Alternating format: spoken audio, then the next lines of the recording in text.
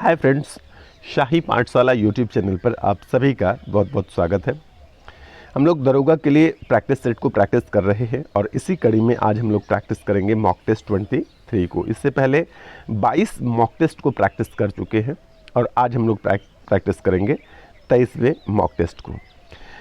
यह प्रश्न जो कलेक्शन किया जा रहा है, भले ही दरोगा परीक्षा के मद्देनज़र दरोगा परीक्षा को ध्यान में रखते हुए इस प्रश्न का कलेक्शन किया जा रहा है, आप लोगों के लिए एक जगह एकत्रित किया जा रहा है, लेकिन यह जो प्रश्न है इसकी प्रकृति इतनी उच्च कोटि की है कि जिसका फ़ायदा न सिर्फ दरोगा परीक्षाओं में बल्कि उच्च स्तर के जितनी भी परीक्षा आयोजित होंगे सभी परीक्षाओं में इसका बहुत महत्वपूर्ण योगदान रहेगा।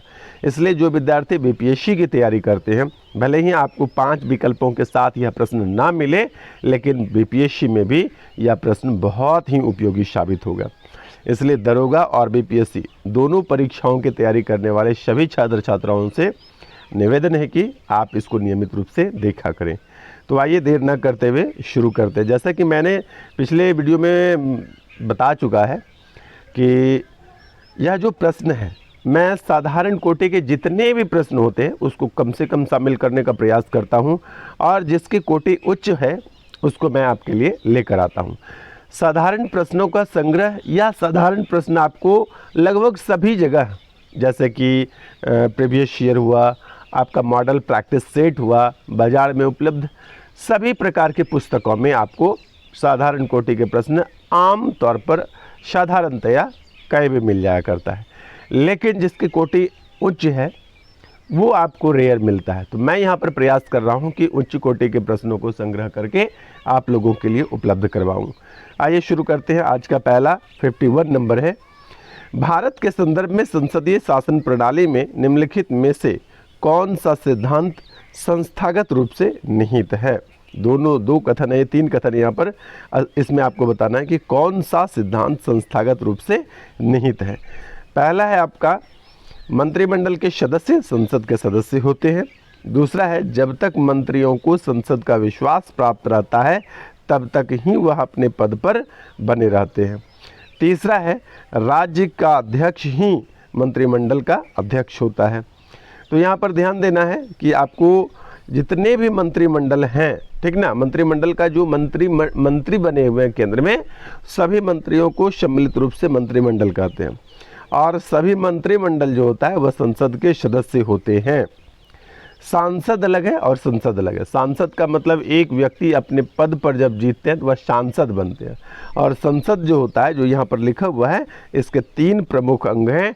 3 क्या? एक राष्ट्रपति, दूसरा लोकसभा और तीसरा राज्यसभा। यह तीनों मिला करके क्या बोलते हैं? संसद बोलते हैं। ठीक है, तो कोई जो मंत्रिमंडल होता है वह संसद का सदस्य होता है, ये कथन बिल्कुल सही है। दूसरा क्या है कि जब तक कोई भी मंत्री क्या होता है जिस पर संसद का विश्वास प्राप्त रहता है तब तक ही वह अपने पद पर, यहाँ पर पद छूटा हुआ है, अपने पद पर बने रहते हैं, और जैसे ही अविश्वास हो जाता है तब अपने क्या होता है, मंत्री से इस्तीफा देना पड़ता है। ठीक है, और तीसरा कथन जो है कि राज्य का अध्यक्ष मंत्रिमंडल का अध्यक्ष होता है, यह कथन सही नहीं है। कहने का मतलब कथन 1 और कथन 2 सही है, तीसरा कथन गलत है। आइए उसके बाद यहाँ पर उत्तर, यहाँ उत्तर है, नीचे दिए गए कूट का प्रयोग कर सही उत्तर चुनिए। तो 1 और 2 सही है, विकल्प ए यहाँ पर क्या होगा कि सही हो जाएगा आपका 1 और 2। दूसरा प्रश्न हमारा 52वां है, हाल ही में भारत ने किस संदेश नहीं, यहाँ पर 100 एक्स्ट्रा हो गया है, किस देश की नौसेना के साथ एकता अभ्यास किया है। हाल ही में भारत ने किस देश की नौसेना के साथ एकता अभ्यास किया है। ए थाईलैंड, बी कंबोडिया, सी मालदीव और डी वियतनाम। तो यहाँ पर सही जवाब हो जाएगा आपका मालदीव। भारतीय नौसेना ने मालदीव की नौसेना के साथ एकता अभ्यास किया है, ठीक ना। और मालदीव की राजधानी कहाँ है? माले।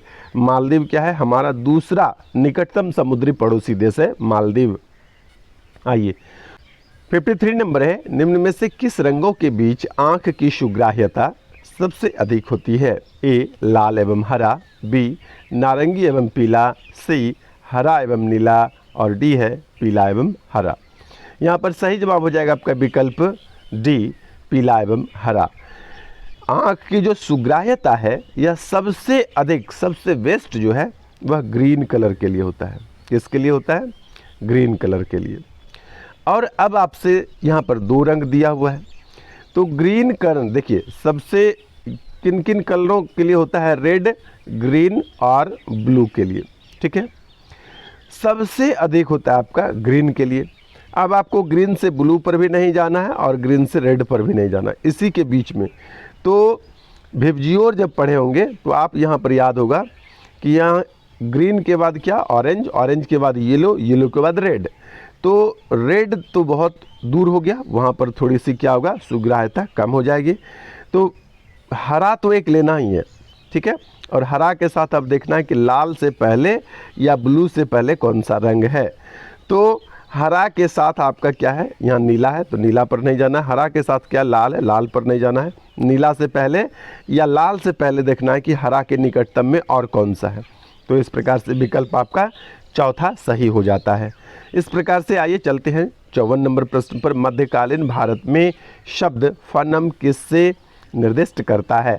मध्यकालीन भारत में शब्द फनम जो है किसको निर्दिष्ट करता है? ये आपको बताना है। ए पहनावा को, बी सिक्के को, सी आभूषण को, डी हथियार को। तो यहाँ पर सही जवाब हो जाएगा कि फनम जो है सिक्के को निर्दिष्ट करता है। मध्यकाल में विजयनगर साम्राज्य की आय का मुख्य स्रोत जो है भू राजस्व था, और मध्यकाल में ही अब्दुल रज्जाक के अनुसार कहा गया है कि 3 प्रकार के सिक्के बरहब, लोपेकी और फनम, बरहब, लोपेकी और फनम जो है यह उसमें प्रचलन में था। ये किसके अनुसार कहा गया? अब्दुल रज्जाक के अनुसार, ठीक है। आइए चलते हैं क्वेश्चन नंबर 55 पर। क्वेश्चन नंबर 55 हमारा कहता है कि लेजर युक्ति, क्या कहता है कि लेजर युक्ति जो है जिसके द्वारा, लेजर युक्ति है, लेजर एक युक्ति है जिसके द्वारा उत्पन्न किया जाता है। क्या किया जाता है उत्पन्न? स्वतः विकिरण उत्पन्न किया जाता है, या वर्ण विक्षेपण विकिरण उत्पन्न किया जाता है, या प्रकीर्णन विकिरण उत्पन्न किया जाता है, या उद्दीपन विकिरण उत्पन्न किया जाता है। लेजर एक युक्ति है जिसके द्वारा निम्न में से क्या उत्पन्न किया जाता है? तो इसका सही जवाब हो जाएगा आपका उद्दीपन विकिरण, उद्दीपन विकिरण। विकल्प डी यहाँ पर सही हो जाएगा कि लेजर एक युक्ति है जिसके द्वारा उद्दीपन विकिरण उत्पन्न किया जाता है। उसके बाद आइए चलते हैं नेक्स्ट क्वेश्चन नंबर 56 पर। कार्बन मोनोऑक्साइड विषाक्तता निम्नलिखित में से मुख्यतः किसको प्रभावित करता है? कार्बन मोनोऑक्साइड विषाक्तता जो है, पॉइजनस जो है, यह किसको प्रभावित करता है? इसमें सही उत्तर में डायरेक्ट बोल देता हूँ, विकल्प डी जो है यहाँ पर सही उत्तर है। रक्त की ऑक्सीजन वहन करने की क्षमता को, रक्त ब्लड क्या करता है? ऑक्सीजन को पूरे शरीर में उपलब्ध करता है। तो रक्त का जो ऑक्सीजन वहन करने की, ऑक्सीजन ढोने की क्षमता है, उसको प्रभावित कर देता है कार्बन मोनोऑक्साइड, ठीक है। तो यही प्रश्न था कि कार्बन मोनोऑक्साइड विषाक्तता किसको प्रभावित करता है?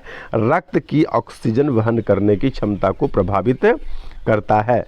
आइए चलते हैं नेक्स्ट क्वेश्चन नंबर 57 पर। 57 हमारा क्या कहता है? शिमसा, भवानी, अमरावती और हरंगी निम्न में से किस नदी की सहायक नदियां हैं? तो ये सभी जो है किसकी सहायक नदी है आपको बताना है। ए गोदावरी, बी नर्मदा, सी कावेरी और डी कृष्णा। यहाँ पर सही जवाब हो जाएगा विकल्प सी कावेरी। शिमसा, भवानी, अमरावती, हरंगी ये सभी कावेरी नदी की सहायक नदी है। गोदावरी की सहायक नदियाँ जो है वह प्रवरा, पूर्णा, मंजरा, प्राणहिता, वेनगंगा, पेनगंगा, वर्घा जो है, इंद्रावती, ये सभी क्या है? गोदावरी की सहायक नदियां हैं। एक बार ध्यान से सुनिएगा, प्रवरा, पूर्णा, मंजरा, प्राणहिता और इंद्रावती ये सभी क्या है? गोदावरी नदी की प्रमुख सहायक नदियां हैं। प्राणहिता की सहायक नदी जो है वेनगंगा और पेनगंगा, ये दोनों हैं, ठीक है। वेनगंगा, पेनगंगा और वर्घा तीनों नदियां जो है गोदावरी की सहायक नदी है, प्राणहिता की सहायक नदी है। उसके बाद नर्मदा की बारी आती है। तो नर्मदा की सहायक नदी जो है वरना, तवा, कनार, कुलार ये सभी नर्मदा की सहायक नदी है। और भीमा और तुंगभद्रा, भीमा और तुंगभद्रा किसकी सहायक नदी है? कृष्णा की सहायक नदी है भीमा और तुंगभद्रा। तो याद रखिएगा कृष्णा की सहायक नदी आपके लिए इंपॉर्टेंट हो जाता है। भीमा और तुंगभद्रा कृष्णा नदी की सहायक नदी है। आइए क्वेश्चन नंबर 58 पर चलते हैं। All India trade union Congress के पहले अधिवेशन की अध्यक्षता किसने की थी? All India trade union Congress के पहले अधिवेशन की अध्यक्षता किसने की? तो इसकी अध्यक्षता की थी लाला लाजपत राय ने। ऑल इंडिया ट्रेड यूनियन के पहले अधिवेशन की अध्यक्षता किसने की? लाला लाजपत राय ने। भारत का सबसे पुराना ट्रेड यूनियन जो है अखिल भारतीय ट्रेड यूनियन कांग्रेस जो है यही है, और इसके पहले अधिवेशन की अध्यक्षता 31 अक्टूबर 1920 को, कब? 31 अक्टूबर 1920 को किसने किया था? लाला लाजपत राय ने किया था। तो याद रखिएगा 31 अक्टूबर 1920 को भारत के पहले ट्रेड यूनियन कांग्रेस, मतलब किसी भी प्रकार का ट्रेड यूनियन जो है यह पहला ट्रेड यूनियन है all India trade union Congress, और इसके पहले अधिवेशन की अध्यक्षता लाला लाजपत राय ने किया था। आइए चलते हैं नेक्स्ट क्वेश्चन नंबर 59 पर। चंपारण सत्याग्रह के बाद अंग्रेज कितना प्रतिशत राशि किसानों को वापस करने पर राजी हो गए थे? A 25, B 20, C 50 और D 15। आपको बताना है कि कितना प्रतिशत राशि जो है किसानों को वापस करने पर राजी हुए थे। तो चंपारण सत्याग्रह के बाद किसानों को 25% राशि जो है वह वापस करने पर राजी हो गए थे। तो यह 25% आपको याद रखना है कि चंपारण सत्याग्रह के बाद अंग्रेज जो है किसानों को 25% राशि वापस करने पर राजी हो गए थे। 60 नंबर प्रश्न है, विश्व का सबसे बड़ा नदी मुहाना किस नदी का है? ए नील नदी, बी गंगा नदी, सी यांगत्सी यांगत्सी और डी है सेंट लॉरेंस। तो यहाँ पर सही जवाब हो जाएगा आपका सेंट लॉरेंस। विश्व की सबसे बड़ी नदी मुहाना जो है वह सेंट लॉरेंस नदी की है। सेंट लॉरेंस नदी कनाडा में स्थित है और यह अटलांटिक महासागर में गिरती है। सेंट लॉरेंस नदी किस देश में स्थित है? तो यह कनाडा की नदी है और यह अटलांटिक महासागर में अपनी धारा को प्रवाहित करती है। तो याद रखिएगा विश्व की सबसे बड़ी नदी मुहाना किस नदी की है? सेंट लॉरेंस नदी का। उसके बाद आइए चलते क्वेश्चन नंबर 61 पर। घटिया वस्तु के लिए मांग गिरती है। कब मांग गिर जाती है किसी घटिया वस्तु का? घटिया वस्तु का संबंध है जो कि कम अच्छा है, निम्न क्वालिटी की वस्तु का मांग कब गिर जाता है? जब लोगों का इनकम बढ़ जाएगा, जब लोगों को आय जो है बढ़ जाएगा, जब लोगों के पास जेब में पैसे हो जाएंगे तो निम्न स्तरीय या घटिया वस्तु का परचेज खरीद नहीं करेंगे। तो यही उत्तर यहाँ पर है, घटिया वस्तु के लिए मांग कब गिर जाती है? जब उसकी आय बढ़ जाती है। विकल्प बी यहाँ पर सही उत्तर हो जाएगा कि घटिया वस्तु के लिए मांग गिरती है जब लोगों की आय, व्यक्ति की आय बढ़ जाती है। आइए चलते क्वेश्चन नंबर 62 पर। उत्प्रेरक वह पदार्थ है जो, उत्प्रेरक इसको अंग्रेजी में बोलते हैं कैटलिस्ट, ठीक है। उत्प्रेरक को अंग्रेजी में क्या बोलते हैं? कैटलिस्ट। तो उत्प्रेरक वह पदार्थ है जो अभिक्रिया की दर को बढ़ा देता है। क्या करता है? वह खुद अभिक्रिया में भाग नहीं लेता है लेकिन अभिक्रिया को बढ़ा देता है। तो कैटलिस्ट यानी उत्प्रेरक वह पदार्थ है जो अभिक्रिया की दर को बढ़ाता है, यानी विकल्प सी जो है यहाँ पर सही उत्तर हो जाएगा। उत्प्रेरक वह पदार्थ है जो अभिक्रिया की दर को बढ़ाता है, वह खुद अभिक्रिया में भाग नहीं लेता है बल्कि अभिक्रिया की दर को बढ़ा देता है। सॉरी। आइए नेक्स्ट है क्वेश्चन नंबर 63 हमारा प्रश्न कहता है भारतीय संविधान के प्रस्तावना में प्रयुक्त समाजवाद शब्द को निम्नलिखित किस अनुच्छेदों के साथ मिलाकर पढ़ने से सर्वोच्च न्यायालय को समान कार्य के लिए समान वेतन को मौलिक अधिकार परिभाषित करने की शक्ति प्रदान या शक्ति प्राप्त हुई है? तो यहाँ पर सही उत्तर हो जाएगा आपका अनुच्छेद 14 और अनुच्छेद 16, ठीक है। अनुच्छेद 14 और अनुच्छेद 16 के सहारे सर्वोच्च न्यायालय को समान कार्य के लिए समान वेतन परिभाषित करने की शक्ति प्राप्त होती है। अब जानते हैं कि अनुच्छेद 14 क्या होता है और अनुच्छेद 16 क्या होता है। तो अनुच्छेद 14 जो है विधि के समक्ष समता, विधि का मतलब कानून के समक्ष समता को या समानता को निर्दिष्ट करता है, बताता है। और अनुच्छेद 16 का क्या कहना है? अनुच्छेद 16 होता है कि लोक नियोजन के विषय में अवसर की समता। अनुच्छेद 16 क्या कहता है? लोक नियोजन यानी कि अवसर की समानता जिसको बोलते हैं, नौकरी पेशे में सबको लिए समान अवसर उपलब्ध कराना। तो लोक नियोजन जो है कि के विषय पर अवसर की क्षमता अनुच्छेद 16 में है। तो इस प्रकार से याद रखिएगा भारतीय संविधान की प्रस्तावना में जो प्रयुक्त समाजवाद शब्द है इसके व्याख्या करने की शक्ति जो प्राप्त हुई है सर्वोच्च न्यायालय को अनुच्छेद 14 और अनुच्छेद 16 से, ठीक है। आइए नेक्स्ट चलते हैं क्वेश्चन नंबर 64 पर। चेर राजवंश की राजकीय चिन्ह क्या है? चेर राजवंश जो है इसका राजकीय चिन्ह क्या है? ए धनुष, बी मछली, सी बाघ और डी हाथी। तो यहाँ पर सही उत्तर हो जाएगा चेर राजवंश की राजकीय चिन्ह जो है वह धनुष है।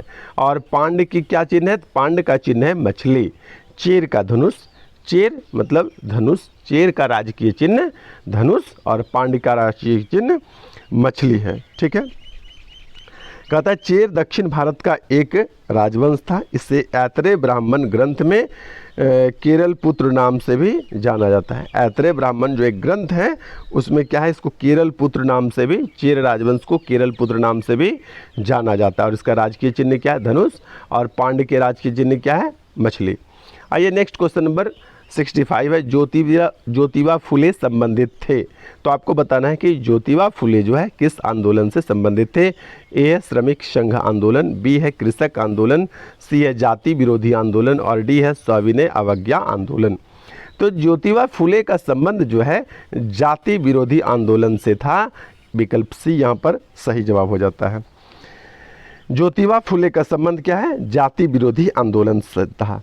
11 अप्रैल 1827 को जन्मे महात्मा ज्योतिबा गोविंदराव फुले, जिन्हें ज्योतिबा फुले के नाम से भी जाना जाता है, यह एक भारतीय सामाजिक कार्यकर्ता, विचारक, जाति विरोधी समाज सुधारक और महाराष्ट्र के लेखक थे।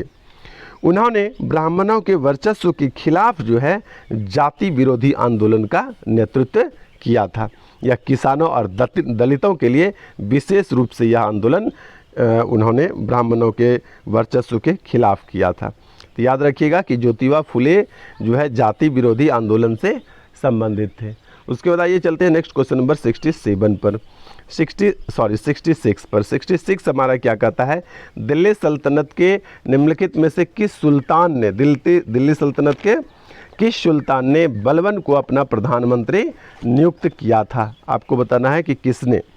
ए है नसरुद्दीन महमूद ने, बी है मुइजुद्दीन बहराम शाह और सी है शमसुद्दीन इल्तुतमिश और डी है रजिया सुल्तान। आपको बताना है कि किसने दिल्ली सल्तनत में गयासुद्दीन को अपना प्रधानमंत्री नियुक्त किया था। सही जवाब यहाँ पर विकल्प ए है, नसरुद्दीन महमूद ने जो है दिल्ली सल्तनत में गयासुद्दीन बलबन को अपना प्रधानमंत्री नियुक्त किया था। नसरुद्दीन महमूद है कौन?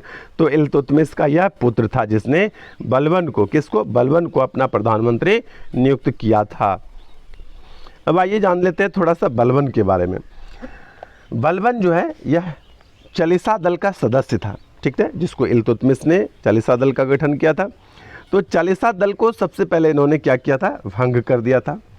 इन्होंने अपने आप को जिल्ले इल्लाह यानी ईश्वर की छाया, नियावत खुदाई यानी ईश्वर का प्रतिनिधित्व कहा। बलबन ने अपने आप को क्या कहा कि हम ईश्वर की छाया हैं। उन्होंने अपने आप को जिल्ले इल्लाह की उपाधि दे दी और कहा कि हम ईश्वर का प्रतिबिंब हैं, यानी कि उन्होंने अपने आप को नियावत खुदाई की उपाधि दिया।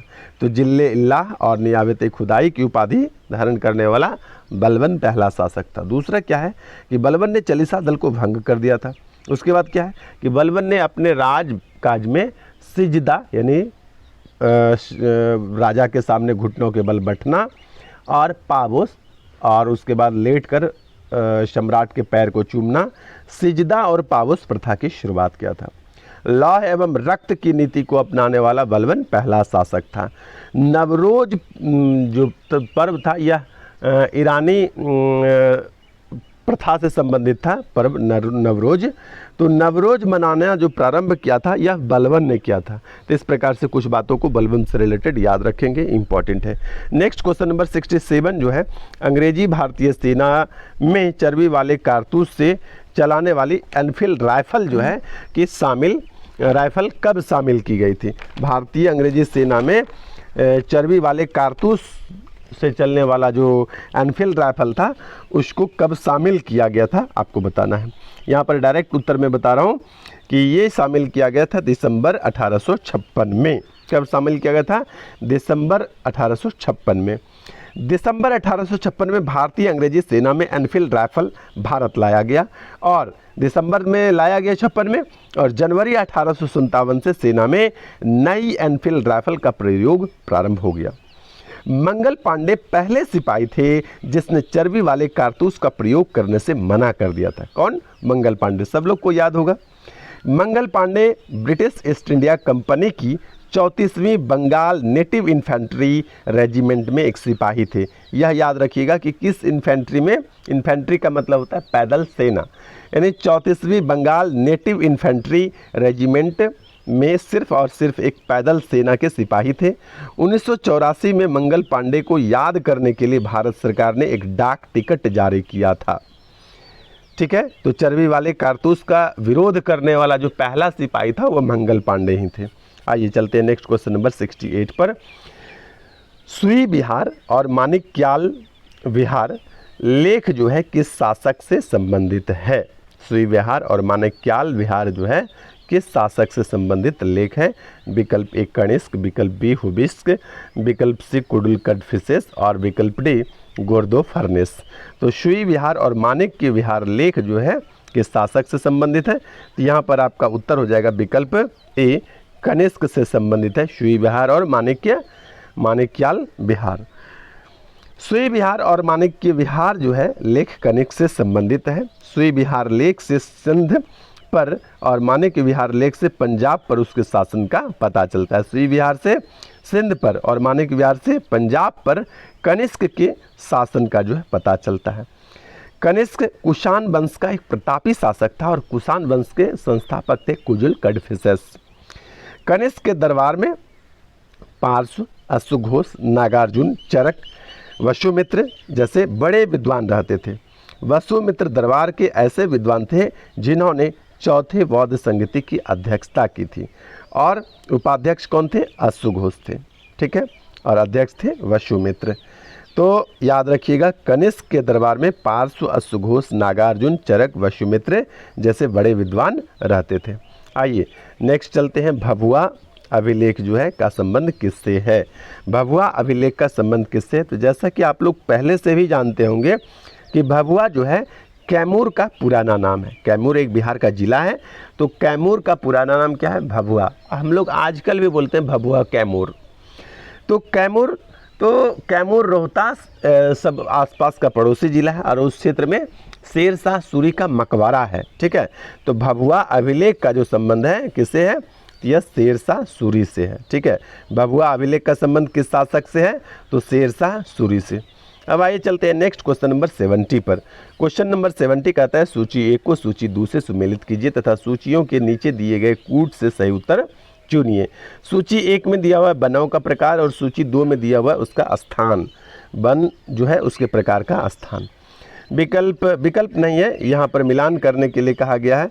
तो उष्णकटिबंधीय वन 1 में है सुंदरवन, बी में है शंको वृक्ष वन, 2 में है हिमालय प्रदेश, सी में है कच्छ वनस्पति वन और 3 में राजस्थान, डी में है पतझड़ वन और डी में है साइलेंट वैली। तो यहाँ पर आपका सही जवाब हो जाता है उष्णकटिबंधीय वन जो है भारत के केरल के तटीय क्षेत्र में पाया जाता है जहाँ की साइलेंट वैली है। तो 1 के लिए हो जाएगा आपका 4। दूसरा है शंकु वृक्ष वन, तो यह हिमालय प्रदेश क्षेत्र में है। वहाँ पर क्या होता है बर्फ गिरता है तो पेड़ बर्फ के वजन से टूट ना जाए, इसके लिए क्या होता है कि शंकु वृक्ष वन पाए जाते हैं। ठीक है, तो 2 का हो जाएगा आपका बी का 2। अब है कच्छ वनस्पति वन।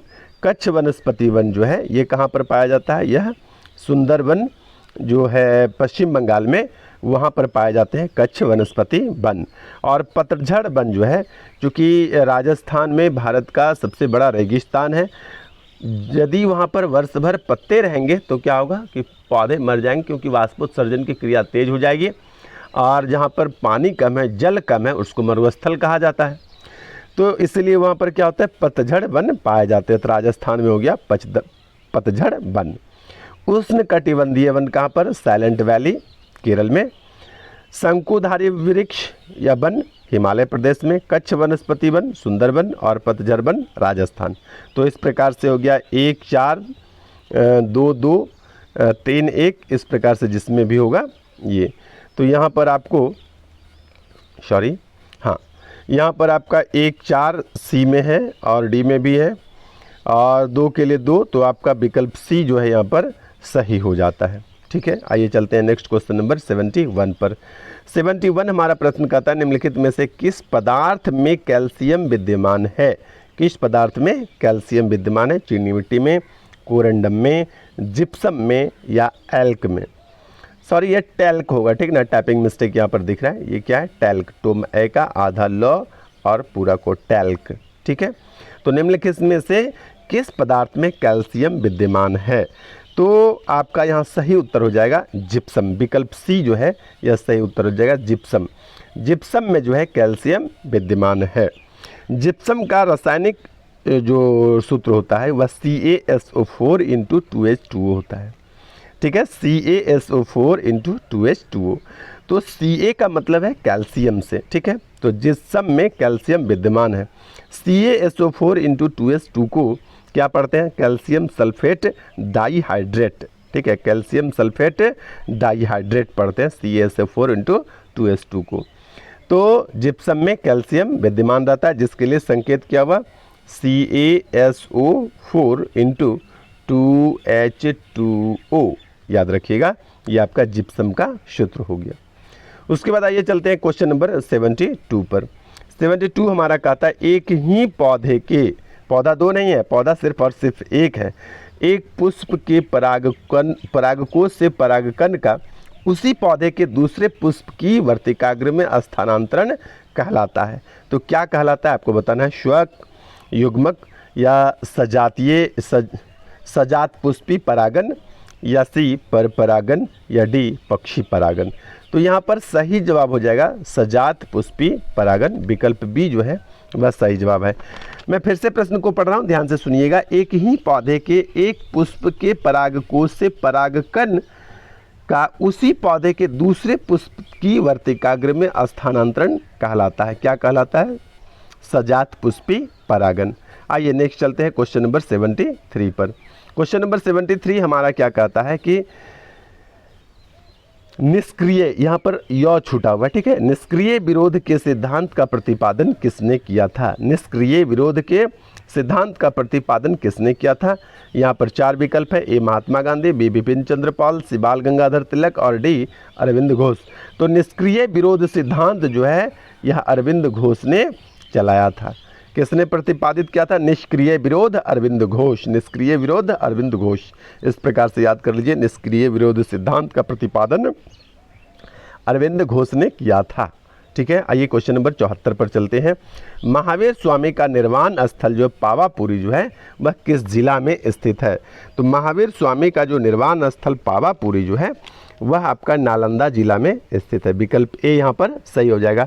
महावीर स्वामी का निर्वाण स्थल पावापुरी नालंदा जिला में स्थित है। भगवान महावीर ने 527 ईस्वी पूर्व में, कब? 527 ईस्वी पूर्व में 72 वर्ष की आयु में बिहार के पावापुरी राजगीर जिला नालंदा में कार्तिक कृष्ण अमावस्या को, यानी कि कार्तिक में अमावस्या के दिन निर्वाण यानी मोक्ष को प्राप्त किया था। अब आइए चलते हैं क्वेश्चन नंबर 75 और आज के अंतिम प्रश्न पर। आज का हमारा अंतिम प्रश्न 75वां प्रश्न है। इसमें कहा गया है कि हाल ही में भारत के राष्ट्रपति को किस देश के सर्वोच्च नागरिक सम्मान से सम्मानित किया गया है? सर्वोच्च नागरिक सम्मान मिला है। ब्राज़ील, बी ऑस्ट्रेलिया, सी सूरीनाम और डी मॉरिशस। तो सही जवाब हो जाएगा आपका सूरीनाम। यह दक्षिण अफ्रीका महादेश का देश है। तो राष्ट्रपति द्रौपदी मुर्मू को सूरीनाम का सर्वोच्च नागरिक सम्मान से सम्मानित किया गया है।